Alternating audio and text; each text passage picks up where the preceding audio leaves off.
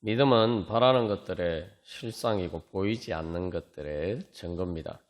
그렇기 때문에 믿음으로 기도하는 우리의 기도도 바로 바라는 것들의 실체고 또한 보이지 않는 것들의 증거가 됩니다. 다시 말하면은 우리의 기도 안에 우리가 소망을 가지고 기도하는 것들의 실체가 이미 있다는 거죠. 미래에 이루어질 일이지만 그 실체가 이미 우리가 믿음으로 기도하는 그 안에 이미 있습니다. 그리고 또한 보이지 않는 것들의 증거니 보이지 않는 것들이 우리의 믿음의 기도를 통해서 실체적으로 이루어지고 그래서 그 보이지 않는 것들이 실제로 이루어진다는 것이 확실하게 증거로 나타날 것이다 라는 것입니다. 그렇기 때문에 이제 우리가 나눈 것처럼 우리의 기도 안에 바라는 것들이 실체가 있다는 것은 바로 DNA가 있는 것과 마찬가지고 그 다음에 뿌리가 있는 것과 마찬가지입니다. 그리고 그 안에 이제 씨앗이 있는 것과 마찬가지. 그러니까 그 씨앗 안에 이미 사실은 모든 것의 실체가 나중에 그것들이 자라서 실제로 열매 맺게 될 모든 것들의 실체가 이미 다 그 안에 있죠. 그래서 그런 것들이 이제 문제는 그게 기도를 통해서 이제 드러나기만 하면 된다는 거예요. 기도는 그래서 보이지 않는 것들의 증거라고 할 때에는 이제 그것들을 실제로 발현되게 만드는 것이다. 그런 의미입니다. 그렇기 때문에 우리가 이제 주님 앞에 믿음으로 기도하면서 나갈 때에는 오히려 보이지 않는 것들이기 때문에 기도해야 되는 거예요. 보이지 않는 것들이기 때문에 우리가 또 믿어야 됩니다. 그러니까 우리가 뭐 눈앞에 보이는 것이면 이미 다 이루어진 것인데 우리가 기도하고 소망할 필요가 무엇이 있겠습니까? 그렇기 때문에 보이지 않는 것들이라고 했을 때 이것은 육신의 눈에 보이기에는 믿기 어려운 일이지만 그러나 이것은 큰 복음이죠. 보이지 않는 것들이 이루어질 것이다. 근데 그 이루어지는 것이 우리가 보기에는 마치 없던 것들이 나타나는 것처럼 보이지만 이미 하나님 보시기에는 하나님이 약속하셨다면 그것은 이미 실체가 있는 것이죠. 단순히 우리는 우리에게는 미래이기 때문에 우리에게 보이지 않는 것이지만 사실 그 일이 이미 이루어져 가고 있기 때문에 DNA가 또 이렇게 발현이 되듯이 그 DNA는 이미 있는 거죠. 그리고 또 하나님의 영원한 현실의 관점에서 보면은 결국 진정한 실체가 뭐냐? 결국 이루어지는 것이 미래의 최종적인 결과가 진짜 실체죠. 그래서 우리가 세상에서도 어떤 일들을 판단할 때에 지금 눈앞에 보는 것을 보고 판단하지 않습니다. 사람들이 그래서 우리가 돈과 관련해서 나눈 것도 마찬가지죠. 돈이라는 것도 사실은 다 미래에 대한 소망이고 신뢰입니다. 사실 믿음의 표시죠. 뭐 돈만 그렇습니까? 우리가 생각하는 이 돈과 관련된 재물이나 뭐 우리가 가장 어떻게 보면 현실적으로 생각하는 모든 것들이 다 마찬가지죠. 가만 보면은 그 실체가 그 눈에 보이는 것들이 아니에요. 눈에 보이지 않는 것들에 대한 증거죠. 그래서 이 증거란 말이 소유권 정서와 같은 것이다. 실제로 그런 의미로 쓰였다고 우리가 말씀을 나눴잖아요. 그러니까 이 말씀입니다. 보이지 않는 것들의 증거는 사실 돈도 보이지 않는 것들의 증거고 뭐 주식도 마찬가지예요. 주식도 예전에는 그래도 이게 종이라도 가지고 있었는데 요즘은 주식을 종이로도 가지고 있지 않습니다. 그냥 숫자로만 있어요. 추상적인 숫자로만 있어요. 뭐 부동산은 어떻습니까? 부동산 눈에 보인다고 하지만 사실은 그 부동산에 대한 것도 사실은 부동산 등기부에 있는 그 서류상으로 사실은 있죠. 근데 그 서류상으로 있는 것이 실체적인 효력을 발휘하죠. 이게 어떻게 보면은 우리가 결국 보이지 않는 것들의 증거다. 참 믿음 어렵다. 이렇게 생각하지만 우리가 현실에서 다 그런 보이지 않는 것들의 증거를 가지고 살아갑니다. 근데 우리는 정작 뭐 돈이나 이런 것들도 다 그렇게 살아가면서 하나님의 약속의 말씀에 대해서는 나는 그렇게 못 믿겠다. 믿기 어렵다. 이렇게 생각하는 것은 사실 우리의 불신을 정당화하고 합리화하는 핑계거리에 이제 불과하죠. 그리고 우리에게는 사실은 실체가 또 있죠. 분명한 실체가 있어요. 그래서 예수 그리스도께서 이미 어떻게 그 모든 일을 이루셨는지 그 예수 그리스도의 부활과 승천의 실체가 있어요. 그 부활의 우리가 믿는 게 뭡니까? 예수님을 믿는다는 게 바로 그런 거죠. 예수님을 통해서 나타난 이미 실현된 실체를 믿는 것이죠. 우리가 성령을 받아서 이제 예수 그리스도의 영인 성령님이 우리 안에서 그것을 또 예수님에게 이루어진 것처럼 예수님이 부활하시고 승천하신 것처럼 또 그렇게 우리도 그 예수님의 영이 우리 안에 역사해서 그 성령님의 역사를 통해서 그것들이 이제 발현되어 가는 과정이죠. 똑같은 것을 예수님 안에서 예수님 부활하게 하시고 승천하게 하신 바로 그 똑같은 바로 그 능력이 우리 안에도 있다 이 말이죠. 그래서 우리가 이제 기도할 때도 바로 그런 믿음으로 우리가 기도해야 됩니다. 그래서 기도하는 것들은 보이지 않는 것들의 증거라는 것은 참 큰 소망이죠. 보이지 않지만 내가 소망하는데 이루어질 것이다. 그래서 사실은 기도가 현실적이지 않은 것처럼 보입니다. 근데 세상 모든 것은 그 보이지 않는 뿌리와 같은 것들이 모든 실체를 결정하죠. 우리의 믿음이 사실은 우리의 존재의 뿌리입니다. 믿음이라는 게 믿고 의지하는 건데 나무 뿌리가 뭡니까? 나무 뿌리라는 것이 사실은 땅을 믿고 의지하는 거예요. 땅을 붙드는 거예요. 그게 나무의 뿌리. 나무는 그 뿌리가 어떠냐에 따라서 그 나무의 존재가 결정이 됩니다. 우리도 마찬가지예요. 그래서 성경에 뭐 믿음에 굳건하게 서라 뭐 이런 말씀들이 많이 나오는데 그게 뭡니까? 내가 믿음의 뿌리가 든든해야지 내 존재가 똑바로 설 수가 있다는 거죠. 그리고 여기 실상이란 말이 이제 우리가 나눈 것처럼 그 실체라는 말인데 실체를 영어로는 substance라고 그것은 이제 헬라어로 히포스타시스라고 하는데 그게 다 아래에 놓여 있는 거. 건물의 토대나 기초나 뿌리와 같은 것이죠.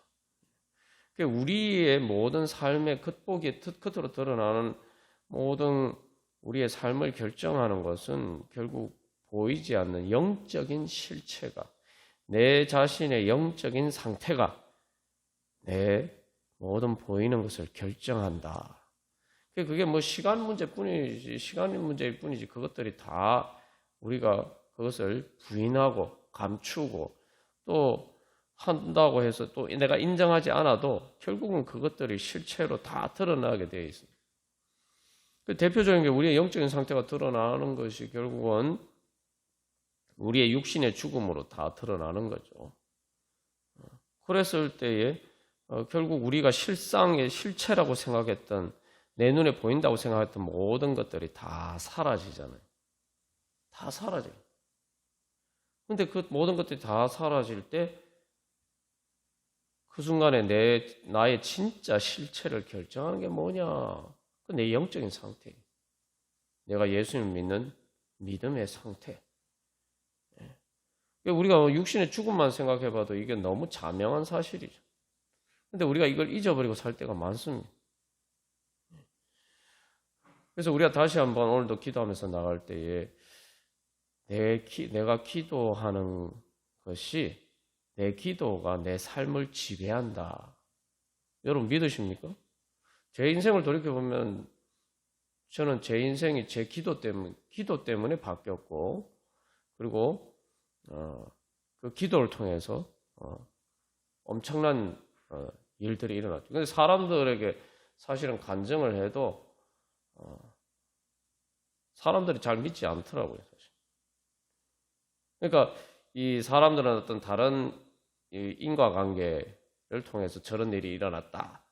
그러니까 믿음을 전제하지 않은 기도나 이런 영적인 걸 전제하지 않은 그런 인과관계를 놓고 이제 판단을 합니다.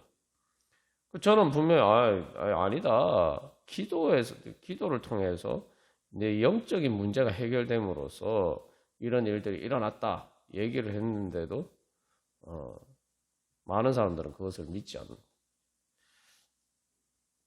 그래서 결국은 우리의 기도가 우리의 삶을 결정한다. 그리고 그것은 우리의 기도가 우리의 삶을 결정한다는 것은 사실은 우리의 믿음이 기도를 통해서 표현되기 때문이죠. 우리가 이거 계속 강조해서 나누었습니다만 우리의 믿음이 뭘로 나타납니까? 제일 먼저 기도를 통해서 나타나요.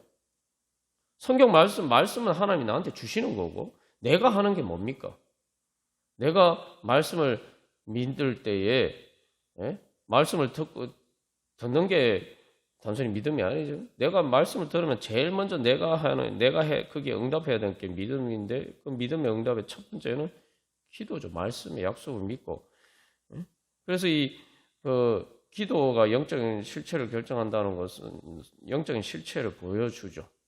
기도가 우리의 뿌리예요. 그러니까 뿌리가 사실은 손처럼 땅을 이렇게 막 붙잡는 것인데 결국 그것이 우리가 기도하는 우리의 기도선이고 우리의 기도하는 우리의 마음이 영적인 뿌리고 우리의 삶의 뿌리라고 해요.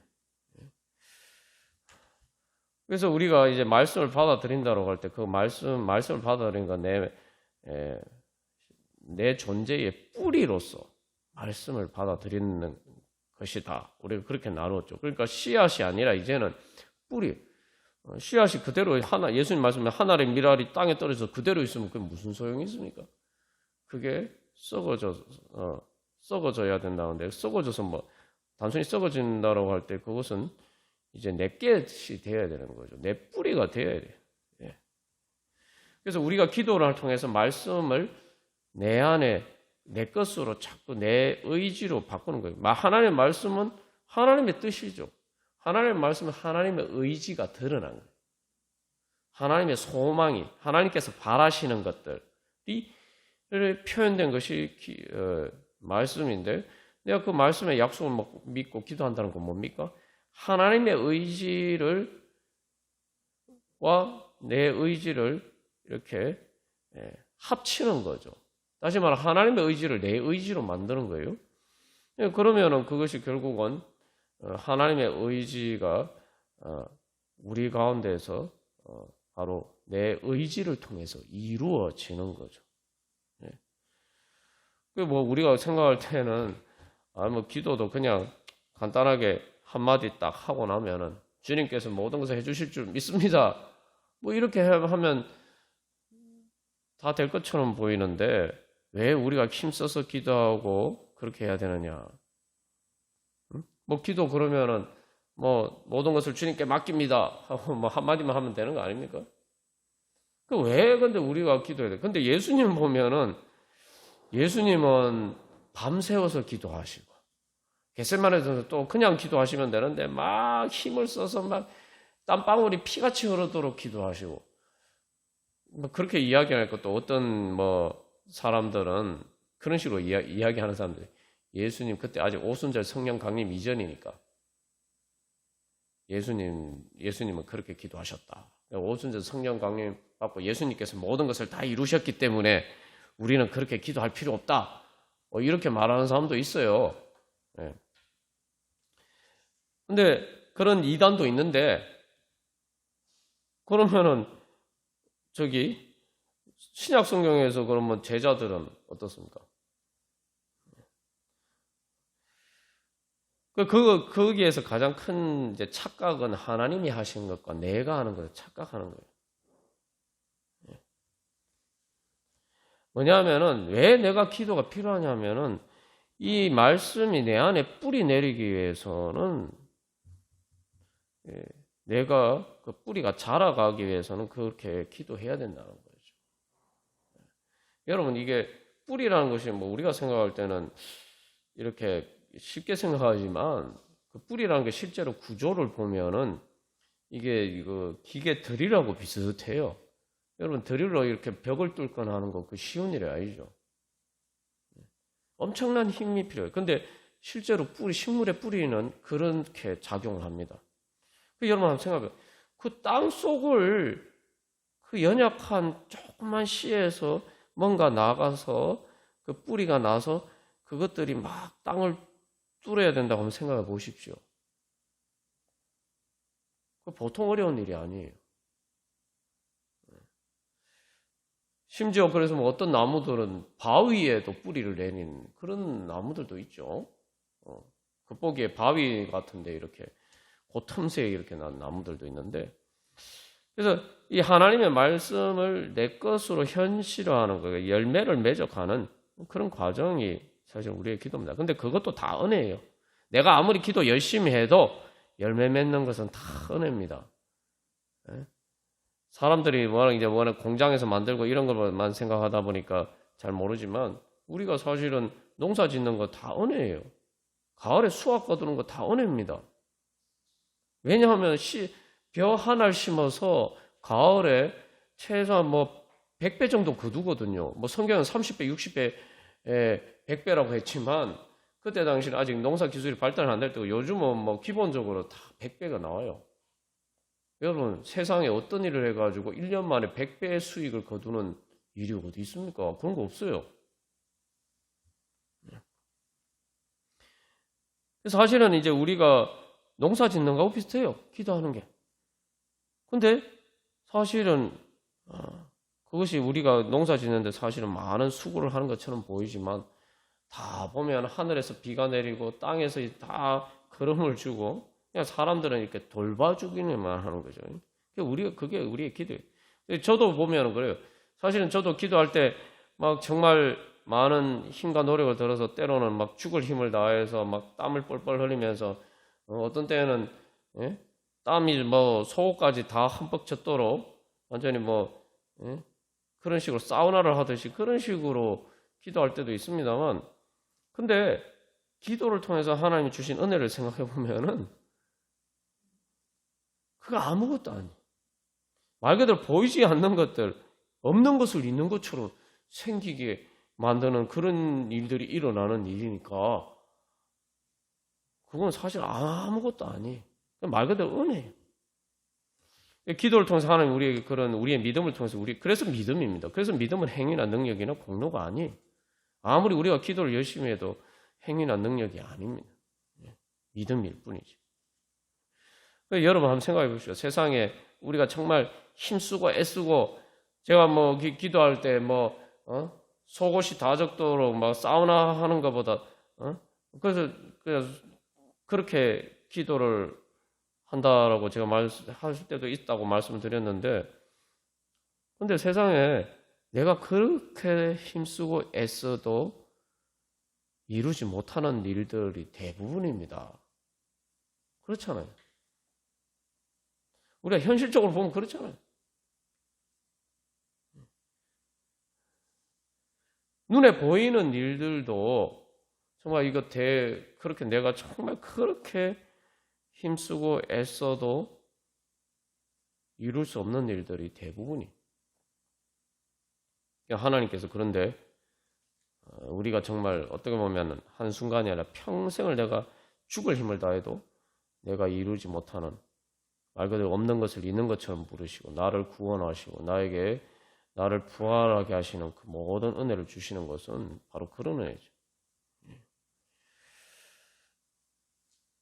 그래서 여기서 이제 우리가 이제 그런 믿음으로 오늘도 기도하기를 소망할 때에 다시 한번 기억했던 보이지 않는 것들의 증거. 여기 것들이라는 말이 프라그마라는 단어인데 단순히 어떤 것들이라 아니라 이렇게 이루는 일들이라고는 이제 말씀을 나눴죠. 그래서 보이지 않지만 눈에 보이도록 이루어가는 거란 말이에요. 여기 보이지 않는 것들을 좀 풀어서 번역하면 보이지 않지만 믿음을 통해서 실현해 가는 것들, 그런 말이에요.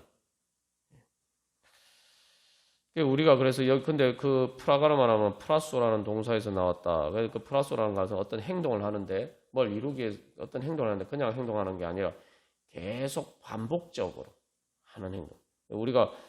그래서 우리의 기도가 어떻게 보면은 때로는 뭐 반복적인 것처럼 보이지만 그게 아니죠. 그래서 우리의 마음판에 새기고, 그래서 뭐 또 우리가 매일매일 밥을 똑같이 반복적으로 먹지만 그것을 통해서 이제 자라가고, 햇볕이 똑같이 비치지만 그것을 통해서 식물들이 자라가고, 그렇게 그래서 우리 안에서 그렇게 자라가는 그런 성령의 역사가 이루어집니다. 그래서 여기서 다시 한번 우리가 마지막으로 기억할 것은, 결국 내 삶을 결정하는 것은 영적인 실체고, 내가 무엇을 바라고 내가 기도하느냐, 내가 믿음으로 기도하느냐, 그것이 실제로 내 삶의 방향을 결정한다. 그 배의 키와 같은 것이란 거죠. 또 한 가지, 하나님께서 우리가 오늘도 기도의 자리로 부르셨을 때 우리가 기억해야 할 것은, 기도는 돈이다, 이렇게 생각했네. 기도가 돈이라는, 사람들이 사실 기도가 돈이라고 생각하면 열심히 기도를 하겠죠. 근데 그래서 이 증거라는 말이 소유권 정서라는 게 뭐 소유권 정서라니까 잘 안 하죠. 소유권 정서가 돈입니다. 돈이고 뭐 주식이고 등기 권리증이고 다 그런 거예요. 그게 다 소유권 정서예요. 그게 오늘 보이지 않는 것들의 증거는. 기도가 바로 그런 거예요. 하나님은 우리에게 그런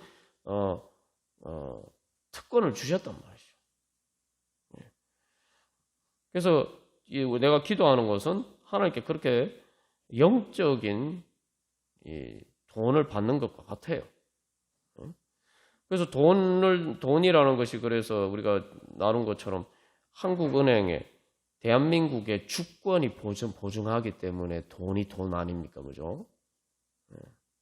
대한민국의 주권이 보증합니다. 그러니까 하나님 나라의 하나님의 말씀을 통해서 성령의 능력으로 하나님께서 이루시겠다고 보증하신 것, 그게 바로 그것을 따라서 우리가 기도하는, 그걸 받는 거죠. 그게 그래서 우리가 정말 하나님께서 주신 정말 큰 은혜고 특권이다. 그래서 우리가 믿음이 뭐냐? 결국은 내가 믿음으로 주님 앞에 나아갈 때에 이게 바로 하나님 나라의 돈을 받는 것이다. 내가 기도를 통해서 하나님 나라의 돈을 받는 일이다. 예수님께서 하늘의 부활을 쌓아두라 라고 말씀하셨죠. 그러면서 사실은 그 말씀에 이제 앞에 전에 문맥을 보면 그게 마태복음 6장에 나오는데, 하늘에 너희 부활을 쌓아두라, 보물을 쌓아두라 이렇게 말씀하셨는데, 그 문맥이 어떤 문맥입니까? 마태복음 6장이 어떤 문맥이에요? 무엇에 대해서 예수님 말씀하십니까? 기도에 대해서 말씀하십니다. 기도에 대해서 말씀하시면서 그 말씀하십니다. 우리 오늘도 그런 믿음으로 나아가서, 그래서 이 주님께서 우리에게 그런 풍성한 은혜를 주시기를 원합니다. 그래서 돈이라니까 너무 세속적인 것처럼 보이지만 사실은 우리가 그렇게 그것은 하나님 우상은 세상적인 그 물질을 그렇게 믿기 때문에 우상이죠. 그런데 우리가 하나의 말씀을 그렇게 믿으면은 그게 온전한 믿음이에요. 그렇게 돈을 믿는 것처럼 믿으면은 그게 참으로 우리의 온전한 믿음이 되는 거죠. 자, 그래서 우리가 오늘도 그런 믿음으로 주님께서 나에게 이렇게 오늘도 영적인 그 증거를 주시기 위해서, 여기서 그래서 증거는 무조건 돈이라고 생각하시면 됩니다.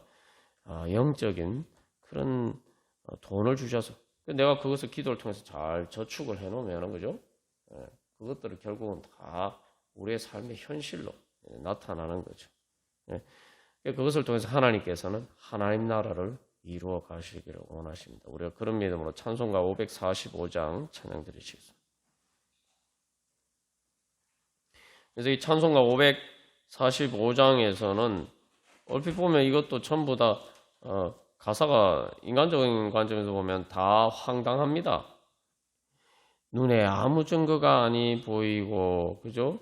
이 눈에 보기에는 어떠하든지 이기에 아무 소리 아니 들려도 그런데도 믿어야 된다. 참 어렵네. 그죠? 눈과 귀에 아무 증거 없어도. 근데 그래서 이게 이제 쉽게 말해 영어 가사에서 표현하는 내 귀와 눈에는 안 보인다 이렇게 이게 어떤 의미냐면 내가 내 귀와 눈으로 아무리 보려고 해도 이게 안 잡힌다는 거예요. 보이지도 않고 귀에 들리지도 않고 내 손에 잡히지도 않는다는 거예요. 그래서 여기서는 이 눈이 보기에는 어떠하든지 이렇게 되어 있는데 2절 가사에 이제 원문 가사에서는 이 약한 인간 눈에 보기에는 이렇게 약한 인간의 눈에 보기에는 그러나 그의 능력 안에서 그래서 우리 소원 주 안에서 이루리 여기 그 원문 가사에서는 그의 능력 안에서라고 되어 있어요. 그의 능력 안에서 그리고 주 안에서 우리의 가장 깊은 소원을 이루어 주실 것이다. 그래서 1절에서 눈에 아무 증거 아니 배어도 이것을 이제 조금 시적으로 표현하고 있는데 원문 가사에서는 의심의 안개가 이르는 계곡 아래에서 이렇게 돼요. 골짜기죠. 이게 뭐냐면 의심의 안개. 그리고 우리가 예전에 산에 좀 높은 데서 보면은 안개가 끼면은 이렇게 땅에 낮은 곳에 골짜기에 이렇게 안개가 끼 있는 것을 볼 수가 있어요. 골짜기라는 건 우리가 뭐 사망의 엄침한 골짜기처럼 우리의 정말 그런 삶의 상황을 이제 상징적으로 이렇게 묘사하는 것이죠. 근데 이제 3절에서 우리가 뭘 믿느냐? 하나님께서 맹세하셨다는 거죠. 하나님께서 맹세하셨다. 하나님께서 주님의 거룩함을 두고 맹세. 거룩함에 대해서 뭐 얼마 전에 우리가 새벽 예배 시간에 자세하게 나누었습니다. 거룩함이란 건 구별된다는 거, 특별한 거. 하나님은 특별하신 분입니다. 그래서 하나님 자신의 거룩함을 두고 맹세하셨다. 그래서 하나님은 미쁘시다. 미쁘다라는 것은 믿을 만한 분이다. 신실한 분이다. 그런 의미입니다.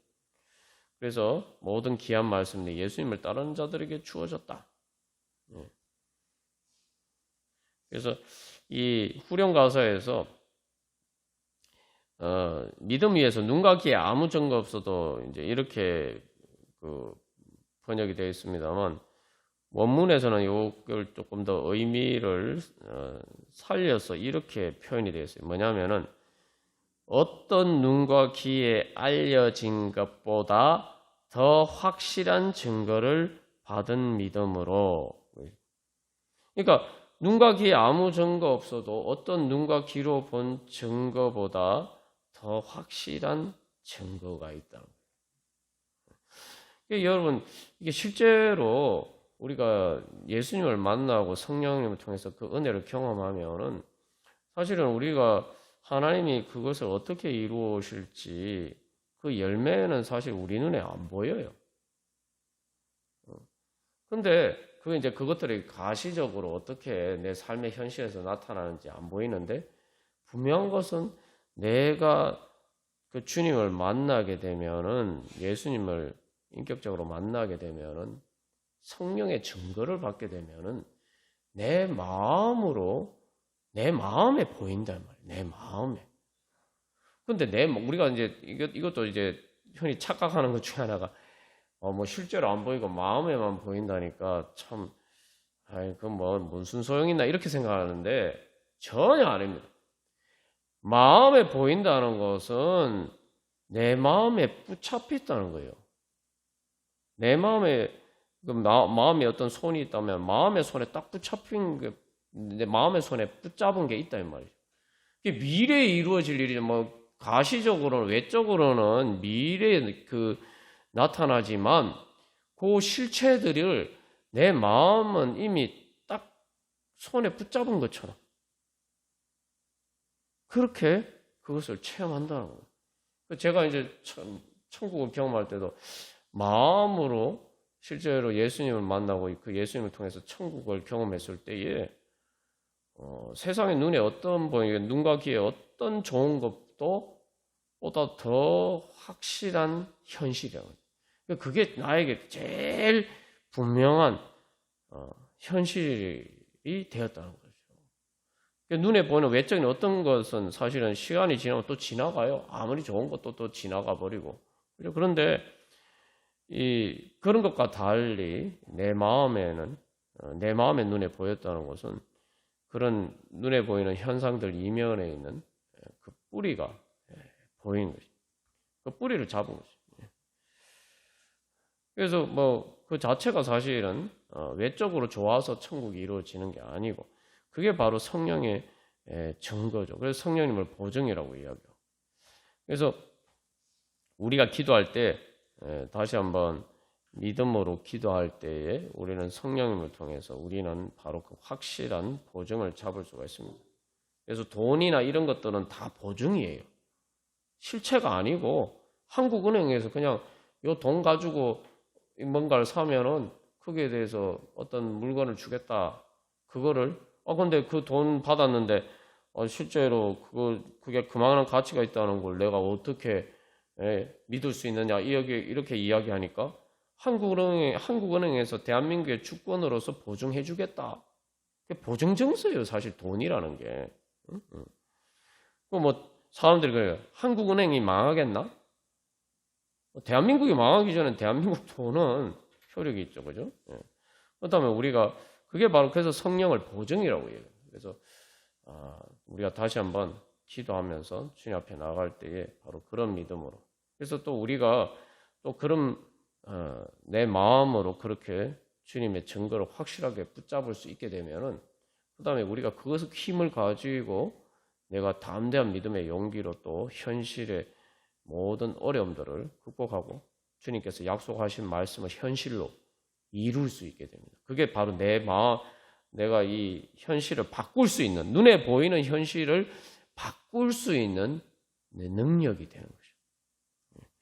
우리가 그런 믿음으로 주님, 저에게 그런 믿음의 능력 주시옵소서. 우리 그렇게 소망하는 마음으로 다 같이 찬양 드리시겠습니다.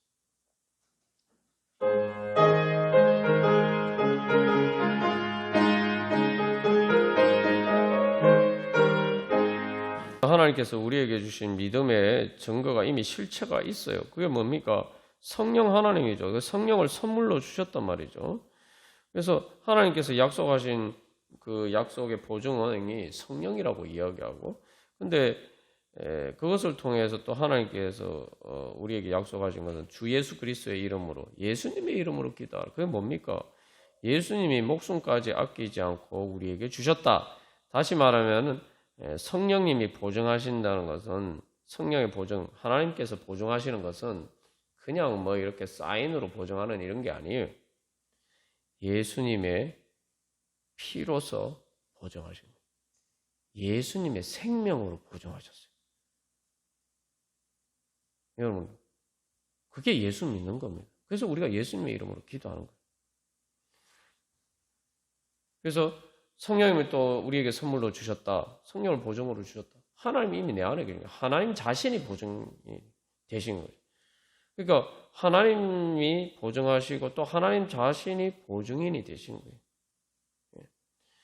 그래서 우리가 다시 한번 주님 앞에 기도하면서 나올 때 제일 먼저 그래서 주여 우리의 참으로 불신과 의심을 주여 용서하여 주시옵소서. 우리가 세상에 돈은 믿으면서 사실 그거 다 종이 쪼가리거든요.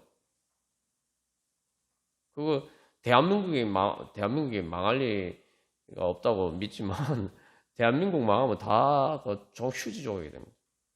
실제로 지금 지구상에 보면 돈은 돈인데, 그 나라에서 보증한 돈인데 그게 휴지 조각처럼 그런 돈들이 있잖아요. 그래서 사람들이 그런 거 못 믿어서 달러를 자꾸 이렇게 실제로 물건을 사고 팔 때 그렇게 하는 경우들도 있죠. 우리가 이 시간 다시 한번 회개하면서 주님, 제가 세상에 한국은행은 믿으면서 한국은행은 믿으면서 하나님은 못 믿는다. 주여 도대체 이게 예수를 믿는 겁니까? 예? 예수님이 피로, 예수님의 보혈로 생명을 거시고 보증하셨는데 그거는 못 믿고 한국은행은 믿고. 주님, 참으로 우리가 믿음이 이렇습니다. 참으로 이렇게 우리가 믿음이 없습니다. 예수 믿는다고 하면서 참으로 우리가 이렇게 믿음이 없었습니다. 먼저 회개하고 두 번째 그래서 주님이 보증하신 거 믿습니다. 제일 확실한 보증이잖아. 이거는 뭐 지구가 멸망하고 우주가 멸망해도 보증이 되는 거예요, 여러분. 세상에 이렇게 이것이야말로 진짜 복음이죠. 우주가 멸망해도 우주가 사라져도 보증되는 거예요. 하나님 우리에게 그런 거 주셨어요. 주님, 이제 제가 예수님의 이름으로 기도하면서 주님의 약속의 말씀을 그렇게 믿습니다. 주님께서 그렇게 보증하신 거예요. 주님 믿습니다. 주님의 신실하심을 믿습니다. 세 번째로 그래서 주님 제가 그 믿음으로 이제 주님의 약속하신 것을 따라서 믿음으로 주님 따르기를 소망합니다. 그래서 믿음으로 기도하고 또 믿음으로 따름으로써 믿음으로 주님의 방법을 따름으로써 주님의 뜻을 이루고 주님 그래서 이 기도를 통해서 주님 정말 기도가 증거가 되게 하여 주시옵소서. 그래서 이것들이 정말 주님께서 보증하셨다는 것이 그래서 실질적인 그렇게 우리의 삶의 현실로 이루어지게 하여 주옵소서. 주님의 뜻 이루어 주시옵소서. 열매 맺게 하여 주시옵소서. 주여 기도에 응답하여 주시옵소서. 그렇게 기도하겠습니다. 다 같이 기도드리시겠습니다. 찬송가 304장 찬양 드리시겠습니다.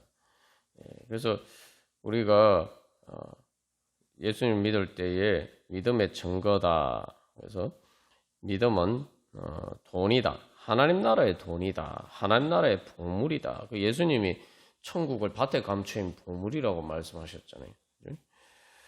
여기서 이제 근데 우리가 한 가지 또 생각해 볼 것은 히브리서 11장에서 선진들이 이로써 증거를 얻었다 이렇게 이야기를 하는데 히브리서 11장 내용을 사실 막상 읽어보면은 정말 믿음은 어렵구나 이런 생각을 하게 됩니다. 예? 전부 다 히브리서 11장 여러분 읽어보시면 선진들이 이로써 증거를 얻었느니라 하고 3절부터 쭉 이야기하는 거 보면 전부 다 이게 고생한 사람들 이야기밖에 없어요. 믿음 때문에 고생한 사람들, 심지어 믿음 때문에 죽은 사람들, 믿음 때문에 세상 영광 다 포기한 사람들, 전부 다 이런 얘기예요. 믿음이 하나님 나라 돈이라더니 참 실망스럽네. 우리가 이렇게 생각할 수도 있습니다. 제가 이제 믿음이 하나님 나라 돈이다라고 말씀드린 거는 뭐냐면 아까 마음으로 붙잡는다. 마음으로 붙잡는다는 게 뭘까요? 우리가 실제로 이제 돈을 말 그대로 이렇게 지폐를 그죠? 지폐나 은행에서 발행한 수표 같은 거 있잖아요. 근데 그걸 진짜 이렇게 내가 손에 쥐고 봤을 때 그 느낌, 그죠? 하나님께서 나에게 주신 은혜가 내 마음의 눈에 그렇게 딱 보이면은 내가 지금 막 돈이나 수표가 100만 원 아니면 1000만 원, 1억 원 수표를 내 손에 들고 막 봤을 때 그 느낌처럼 하나님의 영광이 하나님의 은혜가 내 마음에 그렇게 보이면은 내가 마음으로 주님 만난 거예요.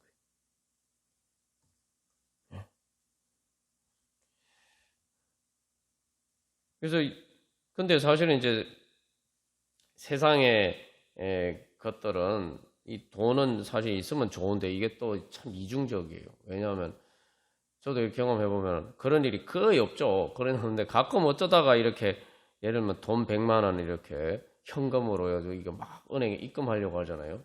그럼 막 가슴이 두근두근해요. 좋아서 두근두근 하는 게 아니라 이거 입금하다가 혹시 이거 잃어버리면 어떡하나, 누가 이거 내가 이 돈 가진 거 알고 이거 뺏어가면 어떡하나, 돈이 없을 때는 그런 걱정 없는데 돈이 막 현금이 많으니까 막 그런 이제 불안감이 벌써 이렇게 엄습해 옵니다.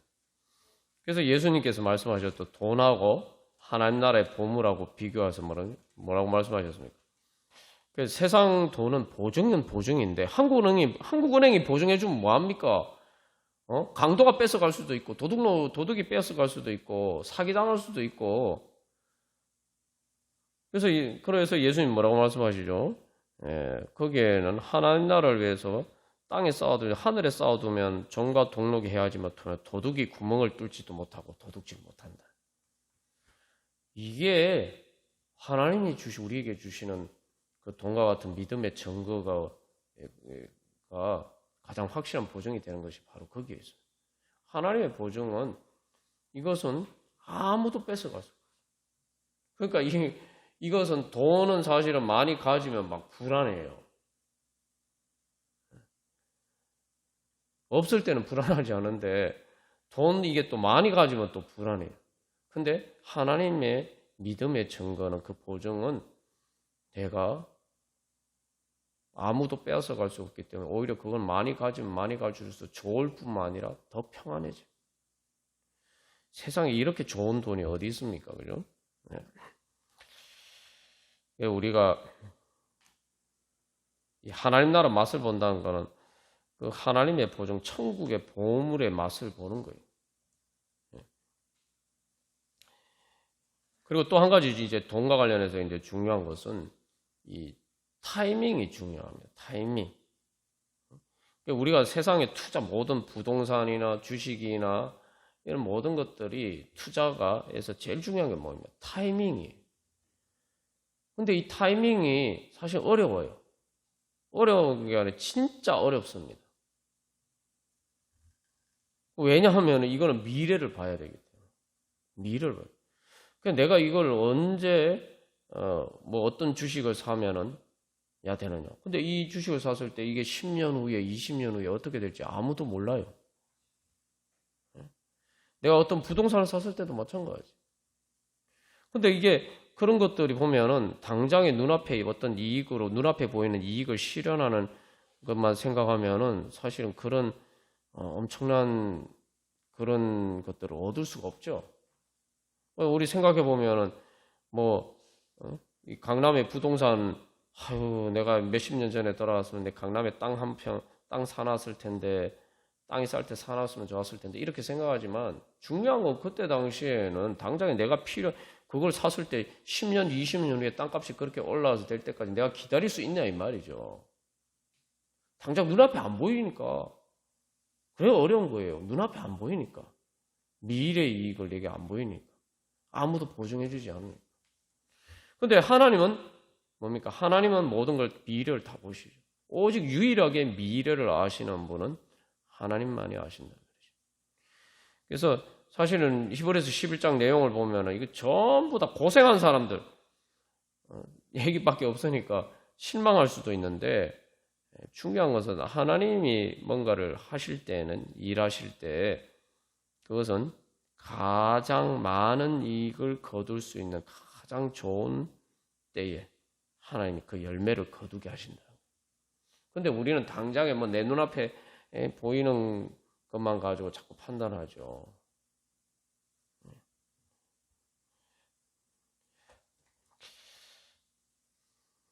그래서 우리가 사실은 주식 같은 경우에도 봐도 1년 만에 이 회사가 막 오를 것처럼 보이는데 갑자기 또 떨어지고 또 막 이렇게 막 떨어지는 회사가 또 갑자기 막 폭등하고 이런 게 그러니까 사람들이 크게 맨날 신경 쓰다 보면은 제대로 생활하기 어려워요.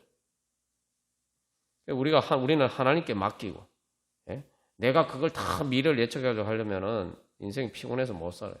그러니까 믿음이 얼마나 참 축복입니까? 이게 정말 하나님이 우리가 보면 하나님 이해가 안 됩니다. 왜 꼭 그렇게 하셔야 됩니까? 이렇게 생각하는데 다 사실은 조금만 이렇게 논리적으로 생각해 보면은 다시 말하면 하나님을 전제로 하고 논리적으로 생각해 보면은 세상에 이 하나님이 우리에게 정말 이런 축복을 주신 이런 놀라운 축복을 주신 것이란 말이죠. 진짜 복음이에요, 복음. 그래서 하나님께 믿고 맡기고 하나님이 알아서 다 투자해 주시고 하나님이 알아서 다 제일 가장 이익을 거둘 때에 부동산을 판다든지 뭐 주식을 판다든지 이런 걸 우리가 때가 잘 모르잖아요. 타이밍 잘 모르잖아요. 그래서 내가 팔고 나니까 올랐더라. 아유, 내가 또 안 팔았더니 떨어졌더라. 뭐 이런 일들이 비일비재하잖아요. 그죠? 근데 우리 그런 걱정할 바는 없어요. 그래서 사람들이 펀드 매니저한테 맡기는데 그것도 펀드 매니저한테 맡겼더니 그것도 은행이라고 해서 맡겼더니 아유, 이게 휴지 조각이 되어서 사기를 당했다. 막 그렇게 막 데모하고 그런 일들이 얼마나 많습니다. 하나님은 우리가 하나님께 우리 자신을 맡기면은 하나님이 우리의 펀드 매니저로서 알아서 다 이렇게 매니지먼트 해주신다. 그게 하나님 인도해 주는 거예요. 그러니까 믿음은 그거예요. 그러니까 우리가 세상에 그렇게 은행에서 펀드 들어라고 믿고 손해 절대 안 납니다 이렇게 해서 맡겼더니 손해 나서 난리가 나고 그래서 피해액이 조 단위로 그렇게 나오고 그런 일들이 있잖아요. 여러분, 우리가 주님께 그렇게 맡겨야 돼요. 세상 은행조차도 그렇게 못 믿을 때가 있지만 하나님은 그래서 하나님께서 알아서 이렇게 다 해주시겠다. 그래서 믿으면 평안입니다. 그래서 내 모든 것을 주님께. 그래서 진짜 믿고 맡길 수 있는 펀드 매니저한테 사람들은 자기 재산을 막 갖다 맡기려고 하죠. 그러니까 우리가 앞에서 우리가 그래도 예수님을 한국은행보다는 더 믿어야 될 거 아니에요.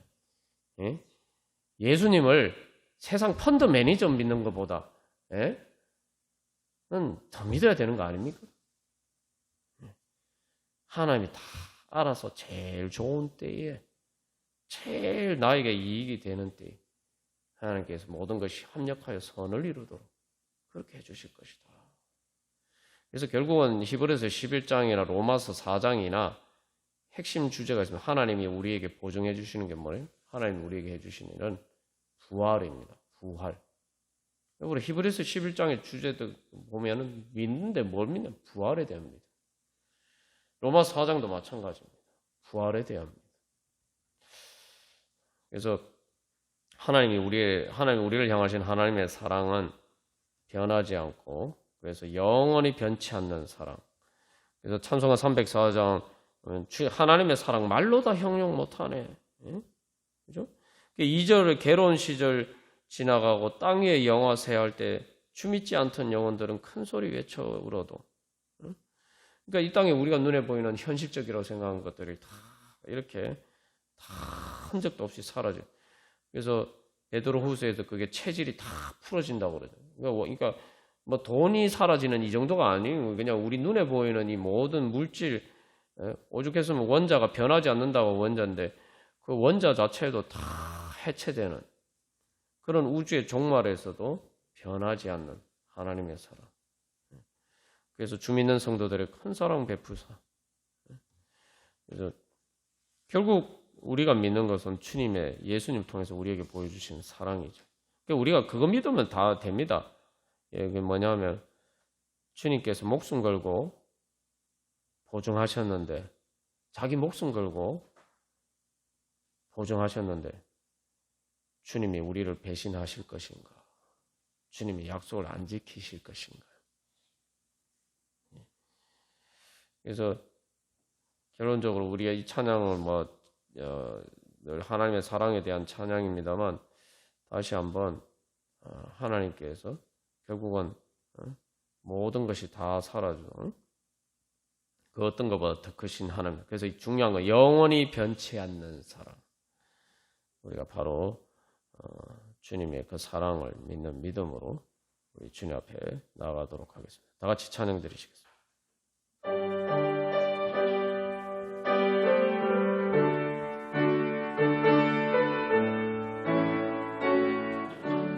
여러분, 하나님의 사랑의 보증을 믿으십니까?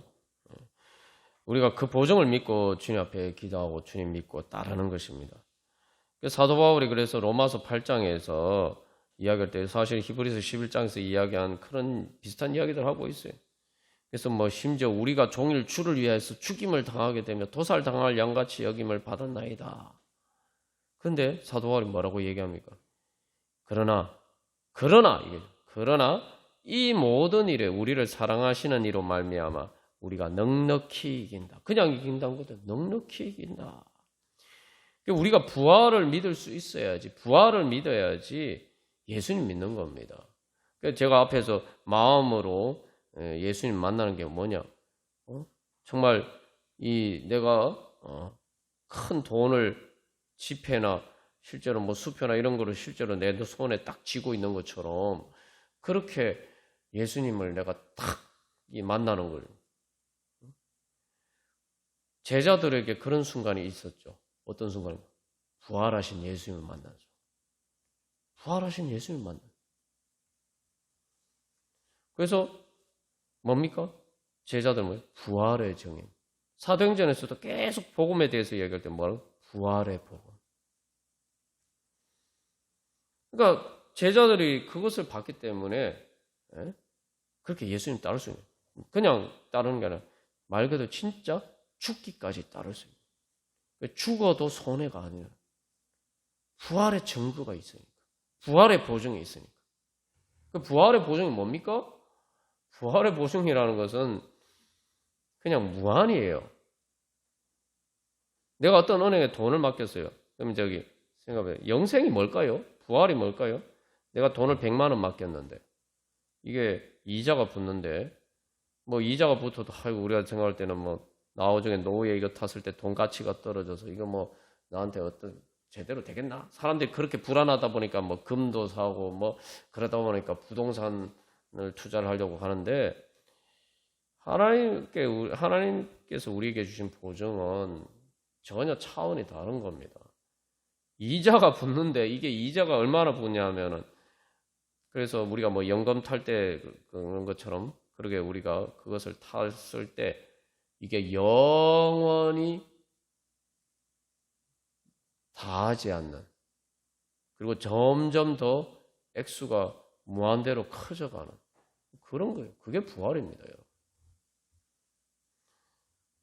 그러니까 바울도 뭐라고 하면, 바울이 자기가 제일 자랑하는 게 나는 부활하신 예수님을 만났다. 다메섹도서에 난 부활하신 예수님을 만났다. 제자들, 예수님의 12 베드로나 이런 제자들이 부활하신 예수님 만난 것처럼 나도 그런 예수님 만났다. 나도 그런 부활하신 예수님 만났다. 왜? 나도 부활의 증인이니까. 나도 사도다. 로마서 4장에서도 그래서 부활에 대해서 이야기를 하는 거예요. 어떤 하나님을 믿어야 되느냐? 어떤 예수님 믿어야 되느냐? 죽은 자를 살리시는 바로 그 하나님. 죽은 자를 살리시는 하나님. 그래서 로마서 4장 24절에서 예수 우리 주를 죽은 자 가운데서 살리신 이를 믿는 자니라. 예수 우리 주를 죽은 자 가운데서 살리신 이를 믿는 자.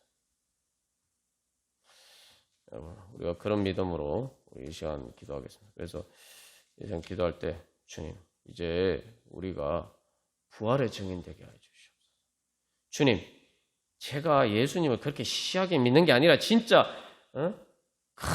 진짜 그 천국의 보물을 눈앞에서 발견한 사람. 그래서 예수님 뭐라고 해요? 천국의 보물을 발견한 사람은 밭에 감추인 보물을 발견하고 자기 모든 소유를 다 팔아서 그 밭을 사는 사람하고 같다. 그게 뭐예요?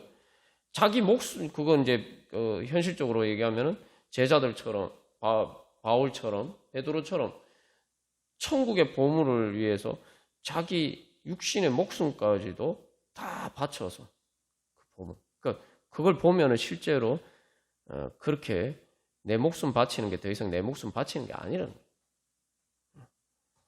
우리가 그렇게 예수님 만나요. 그리고 내가 그런 예수님 만나야 돼. 그리고 그래서 우리가 부활의 증인이 돼야 돼. 그래야 부활의 증인이 될 수가 있는 거죠. 그래서 예수 믿고 천국 가십시오. 천국이 어디 있냐? 실제로 전도하면 그런 사람들이 그런 얘기합니다. 천국이 있는지 없는지 뭐 잘 알 수도 없는데 이렇게 얘기하는데, 그런 사람들 앞에서 아니 천국이 왜 없어? 나 천국을 경험해봤어요. 난 죽지 않았지만 내가 예수님 만나고 천국을 경험해봤으니까 이거 확실하게 있다라고 내가 장담할 수 있다고. 우리가 그렇게 얘기해야지 부활의 증인되는 거 아닙니까? 그죠? 예, 그래서 우리 이 시간 기도할 때 주님, 내가 정말 부활의 증인되게 해주시오. 또 그런 거 경험했더라도 더 확실하게.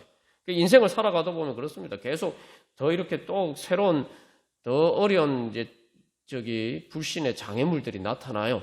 그랬을 때도 내가 믿고 있는 내가 정말 예수님 믿고 있는데 그 예수님의 보정이 나에게 주신 부활의 보정이 정말 이거보다 더 큰 거구나. 정말 이거보다 더 큰가. 계속 그런 시험 넘다고. 그런 걸 통해서 계속 우리가 새롭게 저렇게 그 불신의 장애물을 넘어가면서 이야 점점 더 큰 보증을 얻게 되는 거죠. 그래서 우리가 이 시간 기도할 때 주님 제가 그렇게 부활의 증인 되게 하여 주시옵소서. 우리 안에 부활의 보증이 더 확실하게 해 주시옵소서. 그래서 주님 그런 우리 모든 성도들이 부활의 증인 되게 하여 주시고 주님 그래서 우리 교회가 통해서 예수님의 부활의 증거가 나타나게 하시고 부활의 복음이 전해지게 하시고 그래서 죽어가는 영혼들 그래서 여기 괴로운 시절 지나가고 땅 위에 영화세할 때 주 믿지 않던 영혼들 큰 소리 외쳐 주여 불쌍한 영혼들 주여 구원하게 하여 주시옵소서. 주님 우리 교회가 바로 그러한 영혼을 살리는 말 그대로 그게 부활 아닙니까 또. 그래서 주님 그러한 사명 감당케 하여 주시옵소서.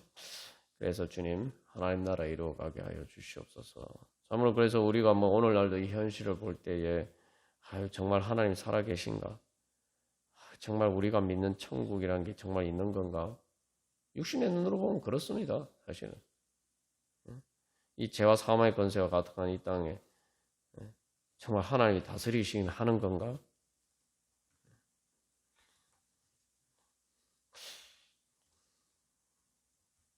주님, 그럴 때 욥이 그 고난 가운데서 하나님 만난 하나님 만난 것처럼 또 제자들이 그 십자가 죽음의 그 절망 속에서 부활하신 예수님 만난 것처럼 주여 우리도 그렇게 우리를 늘 새롭게 부활하신 예수님 새롭게 만나게 하여 주시옵소서. 우리 이 시간에 다시 한번 그렇게 기도하겠습니다. 주님 우리가 그렇게 부활의 증인되게 하여 주시고 그래서 우리의 일을 통해서 부활의 능력이 나타나게 하여 주시옵소서. 그래서 영혼들을 구원하고 하나님 나라에 이루어가게 하여 주시옵소서. 우리 함께 기도하겠습니다. 우리 세상의 유혹 시험이 내게 몰려올 때에 찬양 드리시겠습니다. 그래서 이 찬양도 보면은 세상의 유혹 시험 내가 이길 수 없다. 근데 그냥 이길 수 없는 게 아니고 내 힘으로는 그것들 모두 이길 수 없다. 모두 이길 수 없다. 내가 이길 수 있는 거 하나도 없다는 거죠. 그리고 거대한 폭풍 가운데 위축된 나의 영혼 어찌 할 바를 몰라서 헤매이고 있고 그죠? 그리고 거짓과 속임수로 가득 찬 세상에서 어디로 갈지 모르고 공중의 건세 잡은 자가 지금도 우리가 실패와 절망으로 넘어뜨리려고 하고 주위를 둘러보면 아무도 없고 이게 그 찬양의 이제 앞부분을 보면은 전부 다 이게 절망적인 상황을 이야기하고 있어요. 근데 주위를 둘러보면 아무도 없으나 믿음의 눈을 들면 보이는 분 계시네. 지금도 내 안에서 역사하고 계시는 사망과 어둠 권세 물리치신 예수님. 그래서 주님을 찬양. 그래서 결론적으로 고백합니다. 전쟁은 하나님께 속한 것이니. 우리가 이제 사실은 많은 경우 사람들이 상식이라고 생각하는데 현실에도 보면 역사를 보면 전쟁도 마찬가지고 역사나 하다못해 스포츠 경기에서도 보면은 현실적이지 않은 일들이 많이 일어납니다. 그래서 흔히 그런 얘기를 하죠. 야 이거 만화로 만들어도 이렇게 만들면 욕먹겠다. 그런 일들이 현실에서도 계속 일어나요.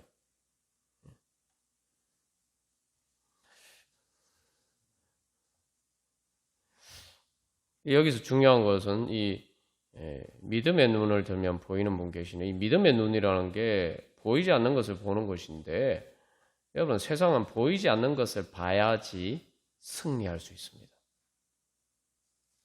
제가 앞에 투자 얘기했지만 투자라는 것도 모든 사람들이 눈에 다 보이면은 돈 못 벌어요. 다른 사람 눈에는 안 보이는데 내 눈에만 보여야 돼요. 그래야 돈을 벌 수가 있죠. 세상의 투자도 마찬가지고, 그죠? 그래서 눈에 안 보이는 걸 봐. 과학이라는 것도 뭡니까? 과학이라는 것도, 발명이라는 것도 뭐예요? 발견이라는 게 뭐예요? 다른 사람 눈에 안 보이는 걸 내가 발명하고 발견하는 거죠. 눈에 안 보이는 걸 보는 사람이 승리합니다. 근데 우리는 눈에 안 보이는 걸 본다고 하니까 자꾸 뭐 어렵다, 뭐 자꾸 뭐 하나님이 우리에게 뭐 엄청나게 뭐 고난을 주시는 것처럼 자꾸 생각하는데 아닙니다. 하나님이 믿음으로 행해라. 네 눈에 안 보이지만 믿음으로 행해라 말씀하실 때에는 이야, 하나님이 나한테 절호의 기회를 주시는구나. 다른 사람들이 어떨 수 없는 특별한 은혜를 나한테 지금 주시려고 하나님 나한테 말씀하시는구나. 하나님 나한테 기회를 주시는구나. 눈치가 빨라야 돼요. 영적, 제가 자꾸 말씀드린 영적인 눈치가 빨라야 돼요. 그건 하나님 나에게 기회를 주시는 거예요. 특별한 기회를 주시는 거예요. 그래서 전쟁은 하나님께 속한 것이, 이게 누구의 고백입니까? 다윗의 고백입니다. 다윗이 골리앗을 무찌러 갈 때. 전쟁은 나에게 속한 게 하나님께 속한 것이다. 근데 그 하나님이 어떤 하나님이냐? 나의 하나님 아빠 아버지고 나를 사랑하시는 분이에요. 그러면은 뭐 게임 끝난 거죠. 그래서 믿음의 눈을 들면 근데 그 대표적인 예가 있잖아요. 게하시가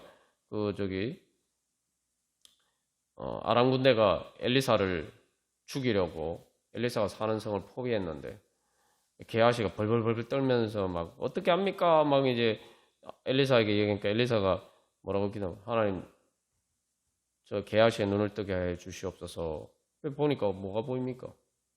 아람 군대하고 비교도 안 되게 많은 수많은 그리고 무시무시한 하늘의 천군 천사들이 엘리사를 둘러싸고 있어요. 제자들이 부활의 증인이란 거 그거예요. 그 대제사장 무리들이 예수님을 죽였는데 예수님이 부활하셨을 뿐만 아니라 그 예수님이 그 천사들의 호위를 받으면서 하늘로 올라가시는 걸 봤단 말이죠. 근데 그 예수님이 성령님을 통해서 자기들 안에 계신 바로 그 예수님, 그 예수님의 영이 예수님이 보혜사 성령을 통해서 자기들 안에 계신 이제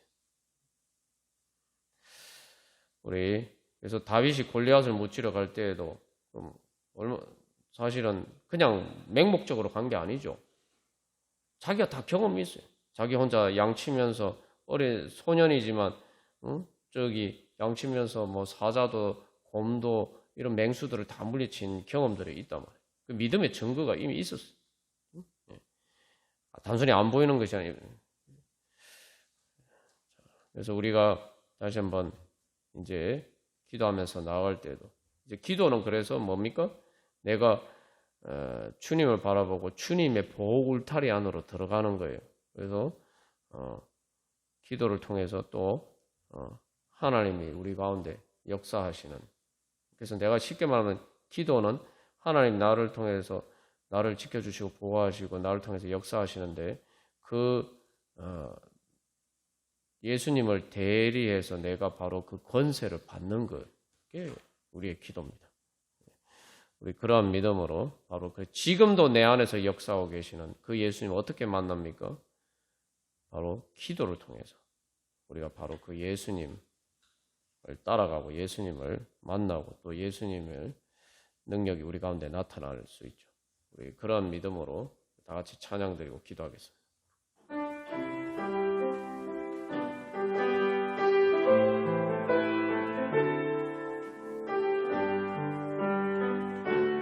그래서 여기 왜 손을 들고 찬양하는데 손을 든다는 것은 여러 가지 의미가 있지만 우리가 주님의 깃발을 높이 드는 것이고 또 모세가 바로 기도할 때 기도하는 것처럼 그렇게 여호수아가 나가서 전쟁할 때 모세가 손을 들고 기도한 것처럼 바로 또 우리의 기도입니다.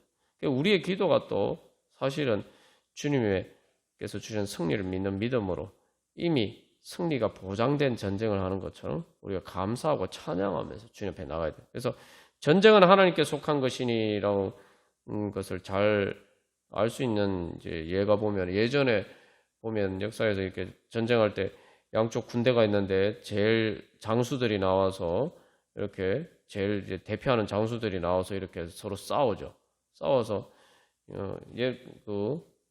한쪽 어떤 한 장수가 이기면은 그 다음에 진 쪽은 완전히 전의를 상실하죠. 그거하고 비슷한 거예요. 그리고 또 뭐 우리가 이제 뭐 사실 이순신 장군은 임진왜란 때 전쟁에서 한 번도 진 적이 없어요. 사실 놀라운 일인데 전쟁을 하다 한 번 질 수도 있죠. 근데 한 번도 진 적이 없어요. 거기다가 뭐 또 엄청난 승리를 거뒀는데 별로 저기 아군 측은 이순신 장군을 따르던 부하들은 별로 피해도 없었어요. 그래서 사실 이제 그런 장수라면 우리가 이제 믿고 나갈 수 있는데 하나님은 뭐 그것과 비교할 수 있는 분, 비교할 수 없는 분이. 예수님이 앞서가시고 우리 예수님 그냥 뒤따라가는 거예요. 예수님 싸우시고 우리는 정리하러 가는, 정리하러. 전리품 챙기러 가는 거예요. 예수님 뒤따라가면서. 그래서 우리가 다시 한번 그런 믿음으로 내가 어떻게 내가 누구의 이름으로 기도하느냐? 예수 그리스도를 죽은 자 가운데서 살아나신 사망, 어두운 모든 죄와 사망의 권세를 이기신 예수님의 이름으로 기도한다. 우리 다시 한번 그것을 기억하면서 우리 3절만 한 번 더 찬양하고 주위를 둘러보면 찬양하고 우리 기도드리겠습니다. 오 거룩하신 하나님 아빠 아버지, 이 시간 저희들이 주 예수 그리스도의 이름으로 기도합니다. 하나님 아버지, 죽은 자 가운데서 살아나시고 모든 죄와 사망의 권세를 깨뜨리시고 승리하신 예수님의 이름으로 저희들 기도합니다. 예수님을 믿는 믿음으로 하나님 아버지 기도하오니 또한 저희들에게 보정으로 주신 성령님의 인도하심을 따라 주여 저희들 믿음으로 주님 앞에 나아가오니 하나님 아버지, 주님께서 저희들에게 말씀하시고 약속하신 그 모든 보이지 않는 하나님 놀라운 하나님 나라의 은혜와 주여 그 역사가 주여 저희들의 기도를 통해서 주여 이루어지게 하여 주시옵소서. 하나님 아버지, 주님께서 이미 다 예정하시고 주님께서 다 이미 이루시고 확정하셨기 때문에 주님 이미 하나님 아버지 이루어진 것이나 마찬가지입니다. 하나님 아버지, 저희들은 그저 그 이미 정해진 하나님 아버지 그 주님의 예정을 따라서 하나님 아버지 주님께서 인도하시는 길을 가기를 소망하오니 하나님 아버지 주여 저희들이 온전한 믿음으로 주님의 뒤를 따라가게 하여 주시고 하나님 아버지 그래서 주님께서 저희들에게 주시고자 하시는 그 모든 은혜 하나님 아버지 그 천국의 보물을 주여 저희들이 받아 누리고 나누어 줄 수 있는 하나님의 축복의 통로가 되게 하여 주시옵소서. 하나님 아버지, 저희들의 믿음이 적어서 주님께서 주시는 은혜를 놓치는 그런 어리석은 자리에 서지 않게 하여 주시고 하나님 아버지, 이제 주님께서 저희들에게 아낌없이 하나님 아버지 예수 그리스도의 생명까지 아끼지 않고 주시고 아낌없이 주시고 또 성령님을 하나님 아버지 아낌없이 저희들에게 선물로 주신 것처럼 하나님 아버지 주님께서 아낌없이 풍성히 부어주시고자 하시오니 하나님 아버지 그 주님을 믿는 믿음으로 하나님 아버지 저희들의 마음의 모든 불신의 장애물을 하나님 아버지 다 해치고 하나님 아버지 그것들을 넘어서 하나님 아버지 온전한 믿음으로 주님을 향해서 저희들의 마음문을 활짝 열고 하나님 아버지 주님 앞에 나가게 하여 주시옵소서. 그래서 하나님 아버지께서 주신 은혜를 저희들의 하나님 아버지 가슴을 활짝 열고 하나님 아버지 저희들의 영혼의 깊은 곳까지 하나님 아버지 주님의 은혜로 충만케 하여 주시옵소서. 성령의 은혜로 충만케 하여 주시옵소서. 하나님 나라 은혜로 충만케 하여 주시옵소서. 그래서 하나님 아버지 그 성령의 능력으로 하나님 아버지 이제 눈에 보이지 않는 육신의 눈에 보이지 않는 하나님 나라를 이루어갈 수 있도록 하나님 나라를 현실로 이루어갈 수 있도록 주여 역사하여 주시옵소서. 하나님 아버지 그래서 아브라함을 통해서 이루신 것처럼 또한 제자들을 통해서 이루신 것처럼 하나님 아버지 저희들을 부활의 증인으로 삼으셔서 하나님 아버지 없는 것을 있는 것처럼 부르시고 죽은 자를 살리시는 하나님 아버지 주님의 능력이 주여 저희들을 통해서 나타나게 하여서 하나님 아버지 그래서 하나님의 영광이 저희들을 통해 나타나게 하시고 하나님 아버지 주의들이 부활의 증인 되게 하여 주시고 하나님 아버지 주님의 부활의 영광이 저희들을 통해서 나타나게 하여 주시옵소서. 오 주님 저희들을 통해서 역사하사 하나님 아버지 저희들 하나님 나라의 영광에 참여할 수 있도록 주여 저희들을 왕같은 제사장으로 주여 새롭게 변화시켜 주시옵소서. 성령의 능력으로 충만케 하여 주시옵소서. 주여 저희들의 기도를 통해서 하나님 아버지 주님께서 약속하신 모든 것들을 하나님 아버지 이룰 수 있도록 주여 역사하여 주시옵소서.